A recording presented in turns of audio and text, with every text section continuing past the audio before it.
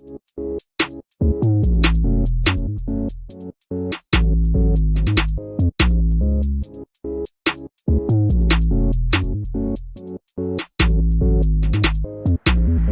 going on, people? So this is another podcast from the Groundbreakers, and yeah, we're here to just talk. You know what I mean?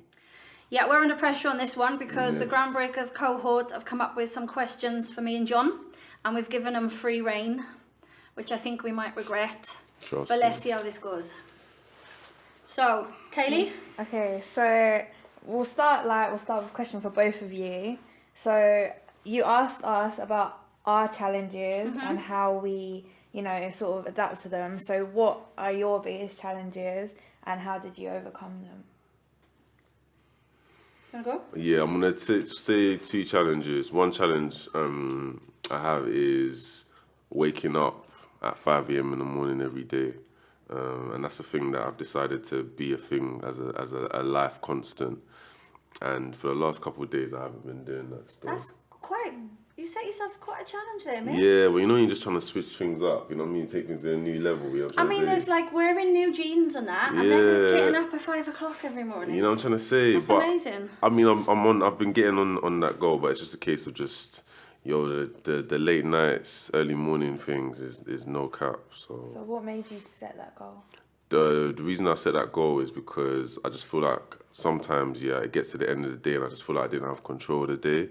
But I've been seeing the earlier I wake up, the more control I have of the day. So the early bird catches the worm. Trust me, and that's no cap, seriously. I feel like you sort of deflected from the question a little bit. I'm not going to lie. Yeah, I feel like you do need to talk about a challenge that you have overcome. Serious challenge? Yeah. All right, cool. All right, one of the challenges that I've overcame is I feel like overcoming the streets, in many ways, and kind of just, presenting myself or just kind of overcoming the streets. Like, just growing up, I had many battles with, just madness just going on in the ends and the area, and I think, being able to just still be here right now, speaking to you, conversating with you, and chasing my dreams is me overcoming that life and that lifestyle and that environment. So, yeah, that was one of my biggest challenges. For me, when I was at school and when I was growing up, I was told you have to go and be a teacher. Be a teacher because what you're trying to do, this theatre stuff and all the rest of it is not going to work. Wow. It's not going to work.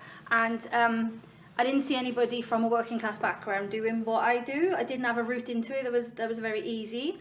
So my parents had to remortgage their house for me to go to university and all that kind of caper. And I still don't see very many people from working class backgrounds that are called artistic director in our industry. They're just not there. And so I feel like one of the challenges has always been to convince myself and everybody else that I do deserve to be here, and I do have a right to be here, and I do have a right to be in a leadership role in this sector. So that's something that I still talk to myself about because imposter syndrome is strong in this one. And so that is kind of on my mind quite a lot. So that's one big challenge. And I think the other challenge for me as a parent and as somebody that works full time in a leadership role is just the juggle. The feeling guilty for being at work because I'm not with my kids, feeling guilty when I'm with my kids that I'm not at work, and how you sort of manage all of those feelings around all of the responsibilities that you've got. So with these challenges, this for both of you, would you say they are internal or do you express them? Do you sort of let people see these challenges as you face them? I think they're both, isn't it? Yeah. I think it's a careful, I guess, back and forth between the inner and the outer, and I think they both work in tandem. I used to be really, I used to get quite defensive and angry about the lack of working class representation in this field, which meant I probably didn't conduct myself very well in certain networks and stuff like that, because I felt angry that there was nobody like me in the room, so I would take that out a little bit in the way I spoke to people. And now I've kind of flipped that, and I use that as my superpower now, because there's no one in those rooms to know what it actually knows what it is to be a working class person. So I use that as collateral now, as capital, and I make money off it. I'd literally just saying the same thing really. So I think it's literally using that to fuel you, and a lot of these, I guess, they're almost this just journey of just writing your narrative and telling your story. And that's why when you see when they say like life is a movie, it's generally a movie. Sometimes I have to go to myself and talk to myself in the mirror and say, yo, this is your movie starring you. Just about 2 weeks ago, I said it to myself in the mirror. So this is your movie starring you. You're the main character. You are the one that's running this movie still. And it was uplifting still. So I think many times it's them ones. Cool, thank you. So, question that I got for you today, both of you, For both of is: us, right. Them ways. do you think that age has had an impact on your career, and why? Age as Age. They're calling you old. They're calling you old. I know I'm not getting called I know out. who wrote this question. Well, no, because I mean, when I started, because I got a job as a project manager quite young, and one of my first project management jobs. How old were you? I was about 22. When you got job as a project manager? Yeah, and I was Wow. working in Wormwood Scrubs prison, right, and I felt really out of my depth. But then you have to keep reminding yourself, no, I got the skills, otherwise I wouldn't be here. And then as I've got older, now I start to work. I'm 42 now. There you go, Ali. I've told you now. I'm 42. Now I start to think, am I now too old to work with young people? Have I now lost any relevance or any connection? This is a bit where you all go, no, Liza, you're still really cool. Oh, yeah. No, Liza, Thank you're you. still really cool. You could have said it like you wasn't acting. So so now I'm on the other side of it where I start to go, should I be doing this now? Is it time for me to step aside and, let the young bucks come through? But no, I'm having fun, so no. So yeah, what about you, John? Yeah, I don't know. I feel like with each age, I'm just getting better and better, I believe. Like a fine wine. Like a fine wine, I think that's the word. I think definitely what I'm saying. I think when I look back to, my 16-year-old self or like my 13-year-old self, you can still see me, but man, I'm just looking penga, I'm looking cleaner. I'm you getting get more modest money. with every year that goes I'm by. getting more modest, but you know what I said? You know what I said about this whole modest thing? I used to be very, very modest, but I've decided to just talk it up now. I'm not even talk it up because I couldn't talk up what I've actually done because modesty doesn't really get you jobs. You know what I'm trying to say? I always say sometimes, you got to tell people what you're about and what you're on, like, straight. And, with each year that I grow, I just get more confident just to talk about what I'm on, man. Because I'm on a lot of stuff. No cap. Right, Kayleigh, have you got another question for us? Yes, sir. Okay, so, John, this is kind of to do with what you was talking about, your challenge about like being here today, getting off the street. Yeah. So there's two parts of the question. So sort of what makes you authentic and why you started this journey. So what made you study politics at uni? What made you, choose to go in a different direction? Yeah, keeping it real, obviously I was like deep in around all of the madness that was going on, like, you know what I mean? So I was literally all around that. So in that sense, there's that world, but also in my home life, although coming from a single parent household, my family put a big emphasis on education. Like there was no, like, you see me, I could do all the badness in the world, but if my education was on point, I know that I could still have a positive home life. And so I think I really kind of took that with me. And also I've got some very strong role models in my sisters. So my sisters are like my biggest role models because, like, not saying that, you know what I mean, you have to have centrals, but my sister came from the same path that I came from, and what they made for themselves is just a motivation for me. So, and as a man, I just thought to myself, you know what, looking at my sisters, I've always got to be that responsible figure, you know what I mean? So I weren't trying to catch no birds or nothing, you know what I mean? So is that what keeps you authentic? Like where you come from and having a family like that? You know what, I feel like I don't deep certain questions the way Liza deep certain questions because I'm just I here to did keep you hear on that. track. Yeah, I love this. But I think what keeps me authentic is just knowing my purpose and knowing my vision. Like the man JM says, be obedient to your vision. So have you always known your vision, or is it From something young, that's- I've always known my vision. Yeah, from a young age, like even Liza will tell you, like I'm not that type of person that I would always wanted to speak up for people, in terms of my political stance from young has always been to challenge, systematic structures. Like I'm naturally an agitator and someone that likes to provoke, archaic ways of thinking. because I don't mess with that. And I talk about even being this acceptable black boy has been something that I've always been challenging as a state of affair. I'm always at war. So are you ever scared to challenge, or has that ever been a thing for you? No, it's been scared. I've been scared to challenge when I was younger, but now because I make money being me, and I make an income being me. I don't make an income being somebody else, innit? That just gives me that kind of like license. And I always say, you know, as a citizen, you don't have the license to commit crime, but as an artist, you have the license to express yourself in any way you want to express yourself. And that's the most, you know, liberating thing being an artist, because I was working in prisons, been working in prisons for a couple of years, and I always told a man them, like, you know, as a criminal, you can't do this, but as an artist, you can say what you want and be creative with it. And it's in that artistry that I find a lot of my freedom still. Yeah. Thank you. So, on your journey of life, has there been any boundaries that have become barriers? Yeah, loads. A big one for me is around how people perceive community arts. So the arts world that we're all trying to get into, all of us, is quite hierarchical, and so, you know, art is owned by quite a small handful of people, and they're generally white, rich, middle class people. And so they kind of own the narrative around who talks about art, who owns art, blah, blah, blah. So over in our corner of the art industry, the community art sector, there tends to be a bit of a stigma around, like, because local people are involved, it's not going to be high enough quality because an artist didn't make it in a studio at London on their own, away from people. And so that's been a real kind of soapbox for me, is how do we get people to take this part of the sector seriously? Because we are doing serious stuff. There is nothing, we're not playing out here in terms of what we're doing, but we don't get given the same respect or gravitas sometimes as proper artists do. So for me, that has been a boundary, that is a barrier, but it's one that I'm quite happy to kind of, you know, talk about and work with, sort of thing. So I think that's been a big thing. It's just perception of the work that I make by people that I want to take me seriously, but I'm not about to change what I do for them. So that's been a big thing for me, and it will continue to be a big thing, but that's part of the fight, I think. What about you, John? Boundaries.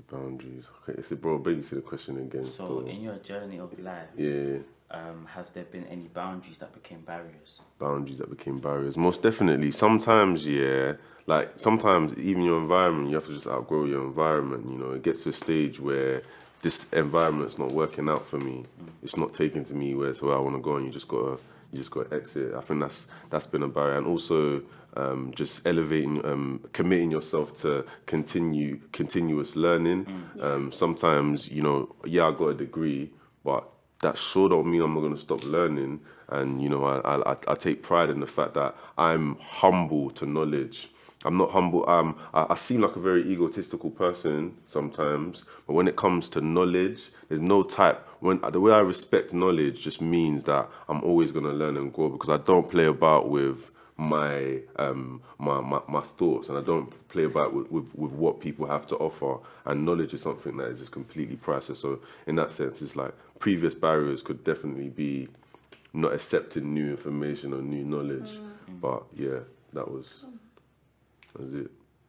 Okay, so Liza, just going back to what you were saying about sort of getting people to perceive the arts and that sort of in your role to make that happen. So what would you say like are some daily and yearly challenges in terms of running your organisation?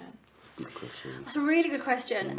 So the perennial challenge, how I can't even say the word challenge. That's how much of a challenge it is. The biggest one is funding. It's always about funding, and I hate that it's always about funding, because I want it to always be about art. But actually the funding bit like makes the art possible, and that feels really jarring, that I write more funding applications than I do creative proposals, and I wish that wasn't the thing. But it is, and I guess I'm accepting that I work in a charity setting, and that's going to be what it is. So that's a major one. Then I think what happens for Studio 3 Arts, we are relatively successful in terms of funding bids that we put in and things like that, but we still have got nowhere near the amount of money that we need in order to run, efficiently. But I think people think that we have. So they go, oh, sorry, we don't need to give money to Studio Throats, they're all right. And we're not. So I think sometimes because we talk up our successes on Facebook, or people see, oh, Groundbreakers is brilliant, blah, blah, blah, great project. People go, oh, we don't need to give money to them. So people don't remember us in that moment. So I find that really hard.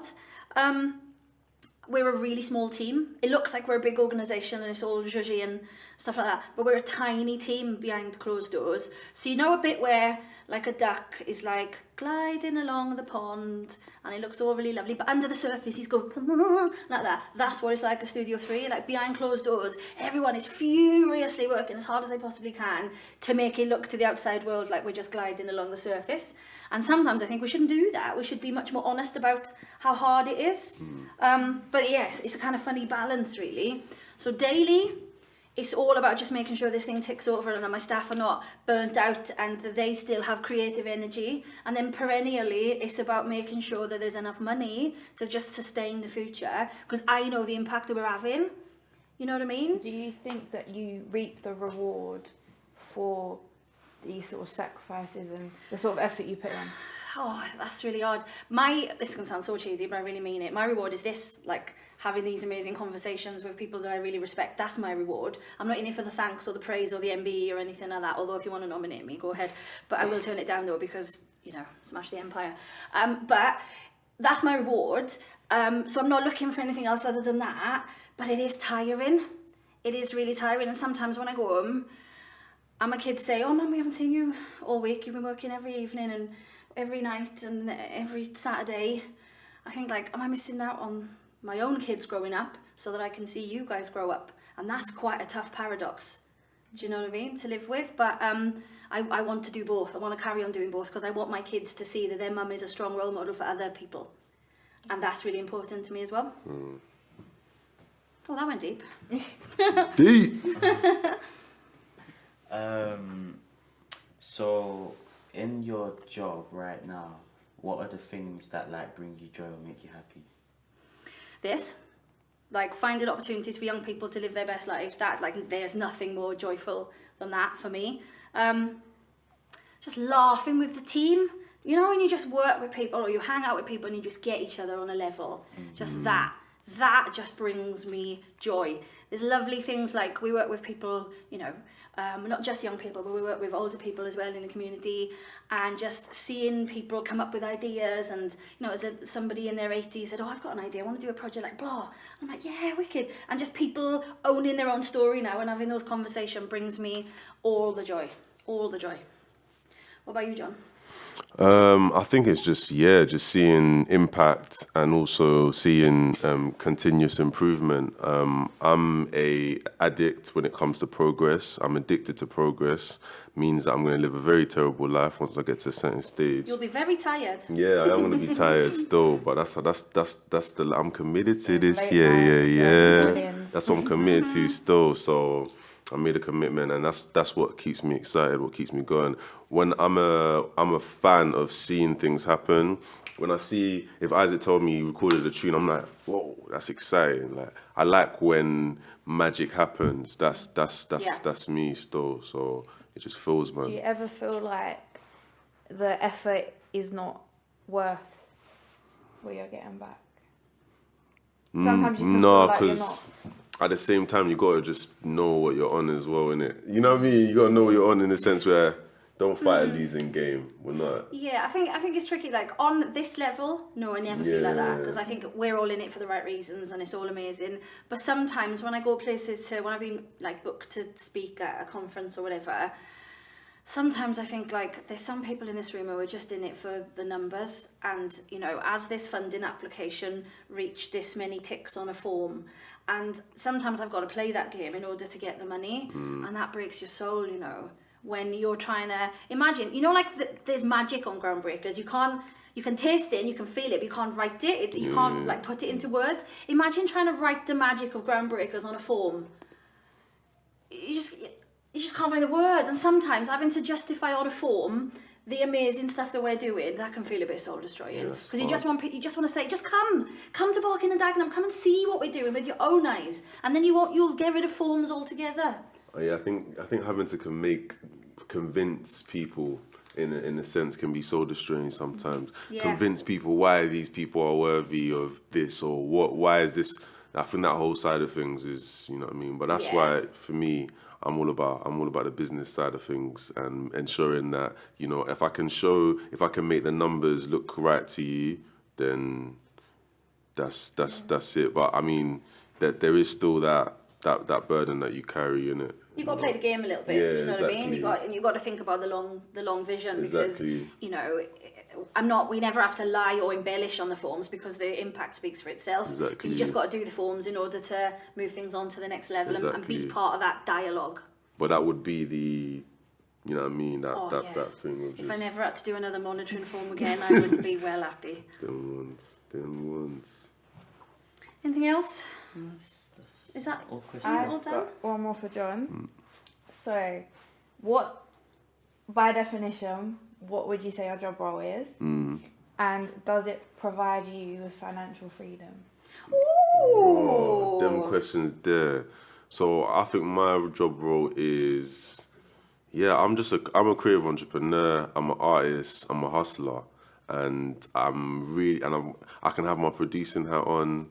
I feel like I'm in an interview right now. You know what I mean? That's right. But Why should you get this job, John? Yeah, you know what I mean? But do you know what it is? I think it's just, you know, at the core, I'm an artist, and artists have the powers to just create and make things happen. And I think, you know, some artists need the platform to make things happen, and that's stuff that Liza's been doing for years, and I've been doing for a certain amount of time. And Liza did for me, gave me the platform. And I'm even in a position now where I can give many people, and I've given many people on the borough platform as well. So, you know, in that sense, it's always like, what do you take? I'm a hustler.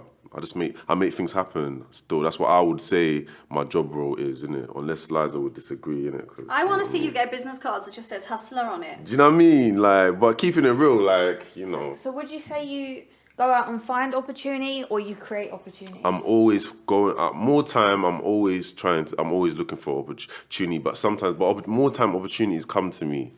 I think I'm at a stage in terms of my career where I don't really need to be out there. You got a pattern like that, yeah? Listen, I'm about this life, you know. Some lessons. I'm about this life, you know, because I've committed to this, you know. It's either that or become the Wolf of Wall Street. What are you gonna choose? You know what I mean? So I think job role wise, I would call myself an artist, innit? I would call myself an artist. Yeah. The second one was, does it provide you with financial freedom? Financial She freedom. wants to know if you're rich, basically. Am I rich? Well, when Liza pays me, I'll be rich. I'm joking. I'm joking. Release the money. I'm joking. No, but I guess, you know, I'm not rich. That's why I'm grinding. I'm a hustle. And Would you want to be rich, though? Do you want to be rich? do you know what it is? It's because I understand my purpose. I've come to terms with my purpose. I understand what my purpose does. That I'm a leader in my community, and I understand the access issues that wealth has created in our community. Yeah. And my understanding is that I need to attain a substantial amount of wealth to actually make the biggest impact in my area and the people around me, because a lot of the issues that we're currently facing in this area are ultimately socioeconomic. You know, poverty is one of the biggest, if not the biggest problem in our community, you know, and so... Would you say that money would be a factor to cloud vision? As in, someone... Money can be vision, could be though. driven by their community, but when they get the money, do you think that they could pull away from that? I think so, but also money is the vision. Do you know what I'm trying to say?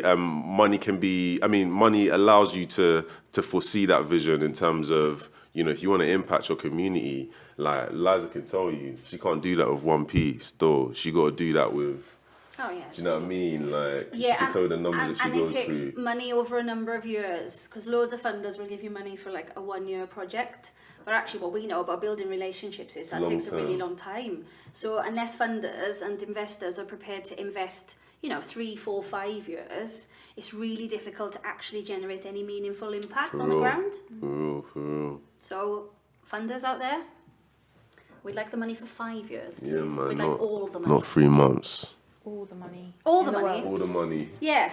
But real. Any more questions? Because this has been quite an in-depth. Been one of them serious ones, isn't it? I'm I done. feel a bit emotionally drained. I can't lie. I feel like we've gone there. John, have you got a question for me? I've got a question for you. You know what I want to ask you? Yeah. I will ask you, Liz, what do you think it is? How do you think people perceive you? And how do you want to put yourself across? And where does those two people... How do those two people fit? I would hope people would perceive me as hard-working. Like, I don't think that's kind of debatable. I definitely work hard. How would I like to be perceived? Is that what you asked me? I often worry that the minute you become a bit of a figurehead, that people think you're in it for yourself. And I find that quite a bit of a sort of dichotomy, really, because like someone has to be the boss or something. And like ethically, I hope people would see that my ethics are in the right place, and I'm motivated by the right things. But equally, I am still the boss of something, and that does come with some sort of like status or whatever, which I find really and a bit cringy sort of thing. I'm not very good at owning. We've had this conversation. I'm not very good at owning and talking up my stuff, really. Your thing. I've got one question for you. Yeah. When you were 14 and you first came to a Studio 3 Arts project, like, what did you think was going to happen?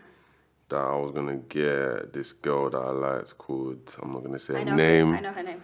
And then I was going to get her, and then also that I was going to get more girls on my line, really. That's probably that's the main. So when that bit didn't happen, what made you stay on the... And it didn't happen. But at the same time, I'll keep it real with you. You see my social media after the 09 big deal, literally, I was popping still. You're welcome. Yeah, what can I say? Because there was girls from Walthamstow.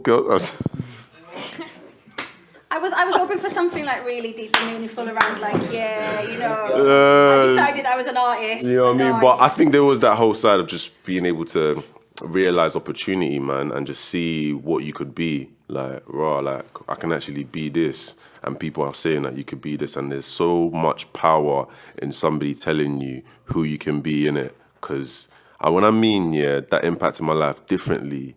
Like, that year, there was a big war going on in my area between two certain areas. And literally, because I was there, I avoided a lot of situations because I was there on a regular basis. So, and I just think it's lush that, I first met you when you were 14 and you came to that project, and now you and I are dreaming up projects, realising them and making them happen together. Yeah, I think that's brilliant. It's lit still. Gang business. All right, I think we should leave you there. Yeah, Thank you very much to Isaac and Kayleigh for their searing interview style. Yes, sir. Cool. Searing. Searing interview style. So that's the end of another Groundbreakers podcast. Thank you very much. Bless up, and it's a wrap.